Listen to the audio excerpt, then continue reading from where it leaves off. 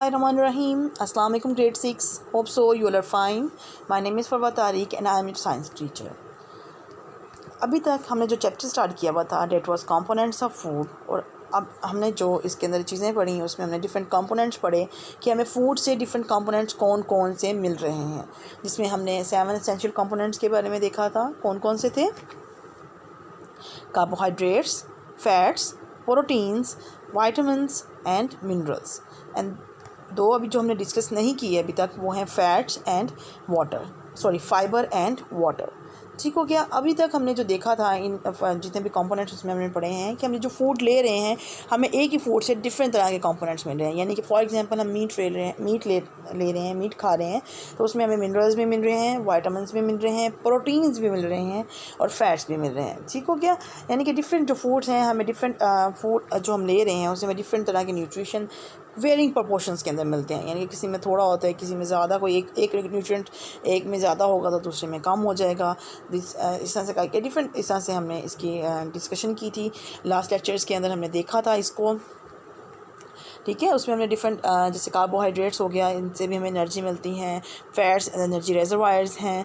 ठीक है। यानी कि कार्बोहाइड्रेट्स की जब एक्सेस हो जाती है तो हमें फ़ैट्स मिलते हैं, और फैट्स हमारे पास दो तरह के होते हैं, एनिमल फ़ैट हो गया एंड वेजिटेबल फ़ैट हो गया।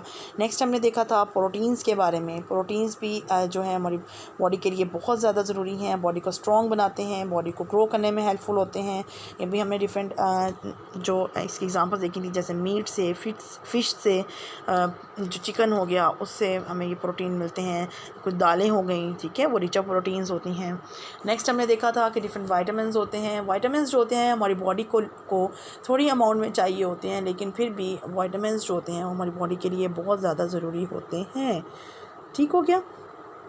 इसका बाद हमने देखा था मिनरल्स के बारे में। लास्ट लेक्चर के अंदर भी हमने मिनरल्स की जो डिफरेंट टाइप्स देखी थी कि हमारे पास डिफरेंट एलिमेंट्स होते हैं जो कि हमारी बॉडी के अंदर प्रेजेंट होते हैं और हमारी बॉडी के लिए बहुत ज़्यादा ज़रूरी होते हैं। ठीक है। और वो हमें मिनरल्स जो हैं वो हमें कहाँ कहाँ से मिल सकते हैं। आज हम जो देखेंगे डेट इज़ फाइबर। फाइबर क्या है? There is the component in food that can not be digested, this is fibre. These help us digest food and prevent constipation. ठीक है।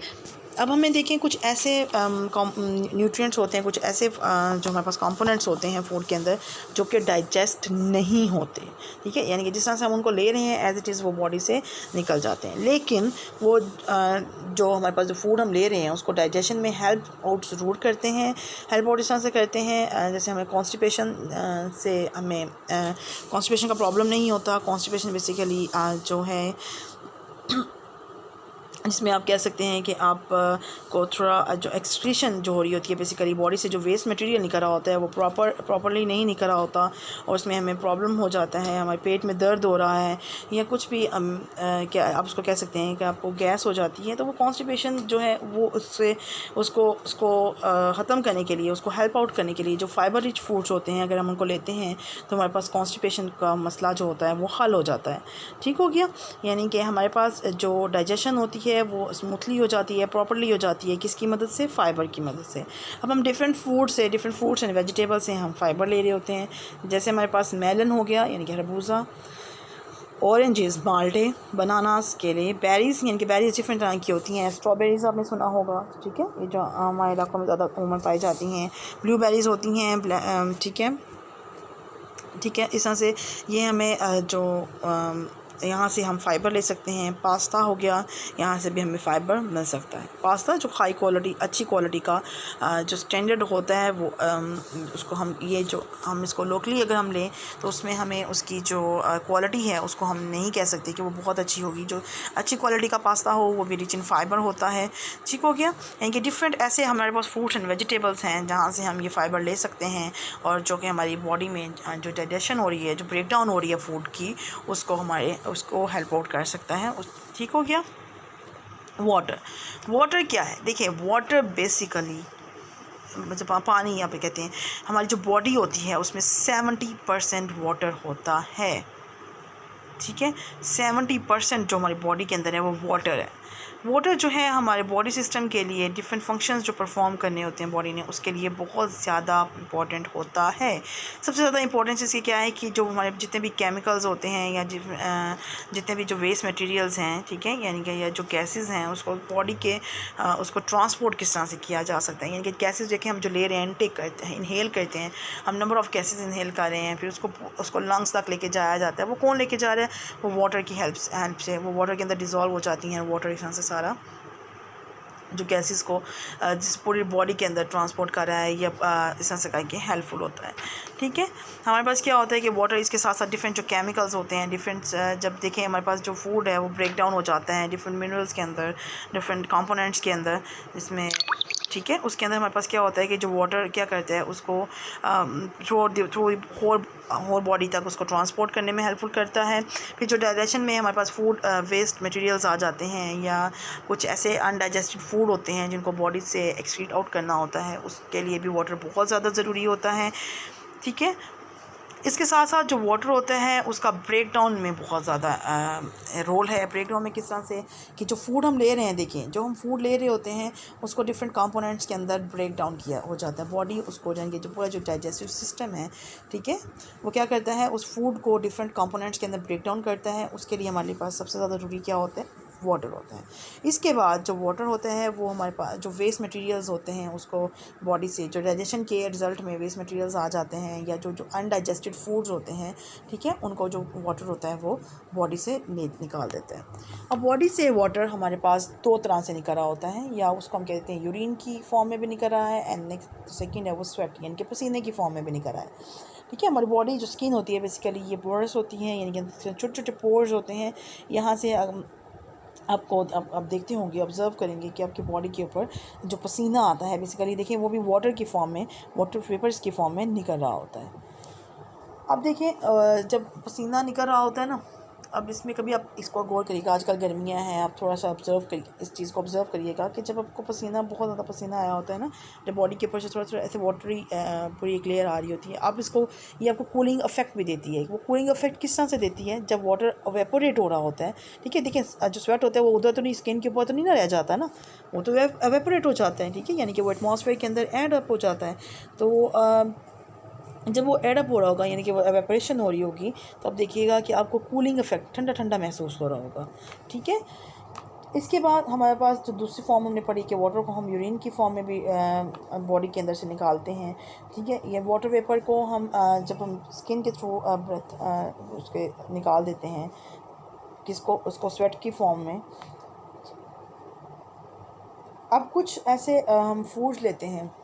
अब देखिए हम ज़रूरी नहीं होता कि हमें पानी सिर्फ हम पानी पी रहे हैं तो हमें मिल रहा है, ऐसे तो नहीं होता ना। हमें डिफरेंट ऐसे फूड्स होते हैं जिनको हम लेते हैं डिफरेंट सॉलिड फॉर्म में, लिक्विड के साथ साथ डिफरेंट सॉलिड फॉर्म्स में भी होते हैं, फूड होते हैं जहाँ से हमें वाटर मिल रहा होता है।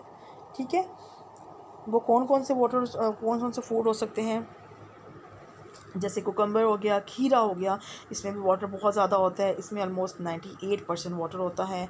टोमेटोज़ हो गए 96% होते हैं, ऑरेंजेस में 93% एंड स्पिनच में 86% एंड एप्पल्स में 85% वाटर होता है। अब देखिए इसके अंदर डिफरेंट परसेंटेज के अकॉर्डिंग वाटर होता है। तो इसमें हमारे पास होता क्या है, हम अब ये नहीं कह सकते कि अब सिर्फ पानी पी रहे हैं तो वहीं से पानी मिल रहा है, नहीं।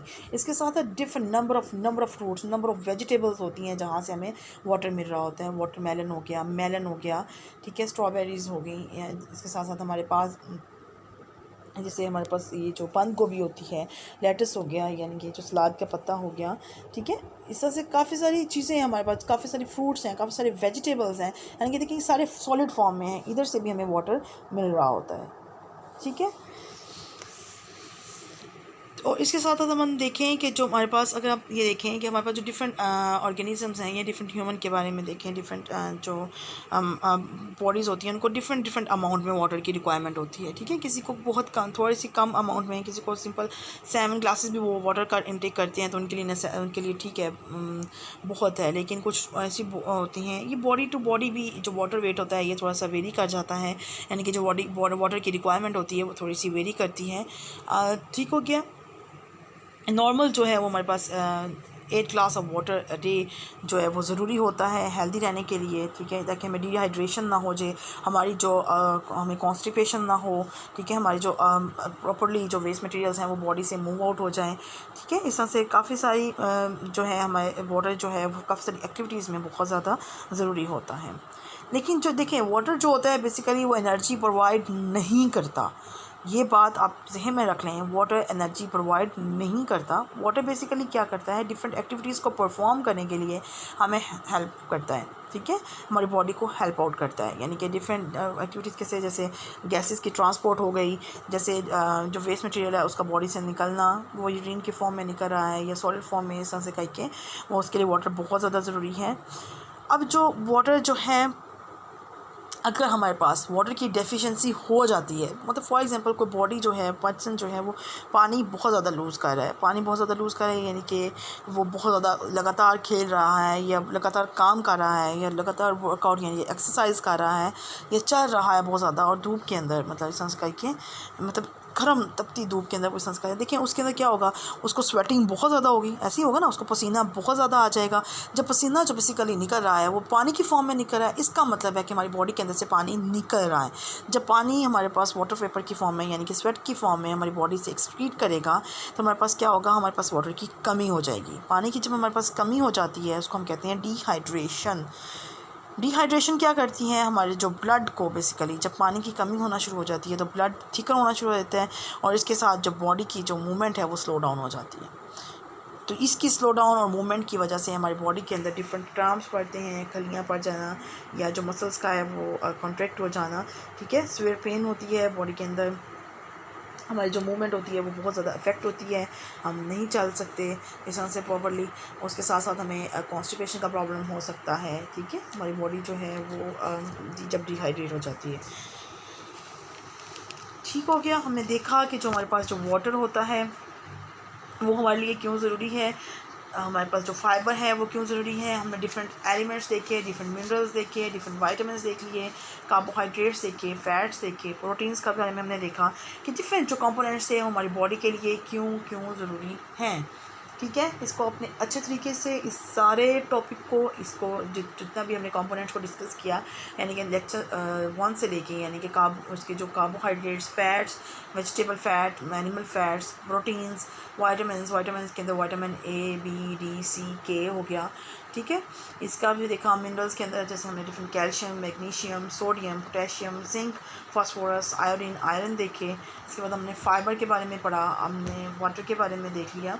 तो ये जितने भी नंबर ऑफ़ कंपोनेंट्स हैं जो हमने देखे, इनके 7 एसेंशियल कंपोनेंट्स जो हमारी बॉडी के लिए ज़रूरी हैं, ये हमारी बॉडी के लिए क्यों ज़रूरी हैं और इनके क्या क्या फंक्शंस हैं, वो हम कहाँ से हम जो हैं डिफरेंट मिनरल्स हो गए या डिफरेंट जो कंपोनेंट्स हैं वो हम कहाँ से ले सकते हैं, कौन कौन सा फूड इस्तेमाल करें तो हमें मिल सकते हैं। ठीक हो गया, ये हमने पढ़ लिया। आपने इसको अच्छे तरीके से एक दफ़ा फिर देखना है, इसको समझना है, ठीक है, इसको समझ के इसको याद कर लीजिएगा आप, ठीक है। इसको अपनी डेली लाइफ में भी देखिएगा, डिफरेंट डिस्कशंस करिएगा अपने बड़ों के साथ, ठीक है, बहन भाइयों के साथ इसको देखिएगा। डिफरेंट वेजिटेबल्स देखिएगा, घर में फ्रूट्स देख सकते हैं आप कि कौन कौन से फ्रूट्स हैं, वेजिटेबल्स हैं, वहाँ से हमें कौन कौन सी चीज़ें मिल रही हैं, ठीक है। और हेल्दी चीज़ों का इस्तेमाल करें ताकि आपकी जो बॉडी है वो प्रॉपर फंक्शन कर सके। ठीक हो गया। इसके लिए देखें, अगर आप अब आपने देख लिया है कि हमारे लिए फ़ूड कौन कौन से ज़रूरी होते हैं, हमें हर फूड तकरीबन हमारे लिए बॉडी की रिक्वायरमेंट, जो बॉडी की प्रॉपर फंक्शनिंग के लिए जो रिक्वायर होते हैं वो ज़रूरी होते हैं। आप अच्छा हेल्दी फूड खाएं, ठीक है। अपना ख्याल रखिएगा। अल्लाह हाफिज़।